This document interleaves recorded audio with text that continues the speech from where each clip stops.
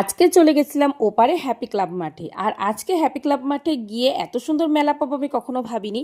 তো আজকে বলেছিলাম আজকে কোনো কথা হবে না, প্রথমে গিয়েই খাবো একটা মকটেল। তো সেখান থেকে নিয়ে নিলাম একটা মজিটো মকটেল। তো সেটা খাওয়ার পর বলেছি আজকে কোনো কথা হবে না, আবারও বলছি আজকে শুধু কেনাকাটি হবে আর মেলা ঘোরা হবে, কারণ আগের দিন প্রচুর পরিমাণে বৃষ্টি হয়েছিল, কিচ্ছু কেনাকাটা করতে পারিনি। তো মকটেলটা আমার হাতে চলে আসলো, খেয়ে নিলাম, তারপরে চলে গেলাম দোকানে।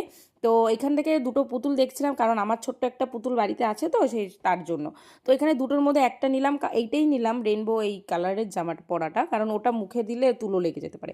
তো তারপর আমার গাড়ির 1 বছর পূর্ণ হয়েছে, তাই দিয়ে দিলাম একটা মিকি চাবির রিং কিনে নিলাম। তারপরে চলে আসলাম কাপ প্লেটে। আমার জামাইবাবু তার শাশুড়ির জন্য নিয়েছিল এই কাপ প্লেট। নিয়ে নিলাম 3টে ক্লিপ, কারণ এই ক্লিপগুলো আমার কাছে নেই, আমার কাছে সব কিছু অন্যরকম আছে, এরকম ফ্লাওয়ার মোটিভ কিছু নেই।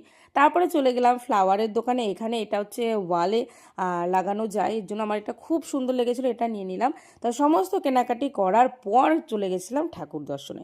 এখান থেকে মানে ঠাকুর নমস্কার করে সব কিছু নিয়ে বাড়িতে চলে আসলাম। তারপরে দেখো এই ফ্লাওয়ারগুলোও কেনা হয়ে গেছিলো, যেগুলোর ভিডিও আমার ওখানে বসে করা হয়নি।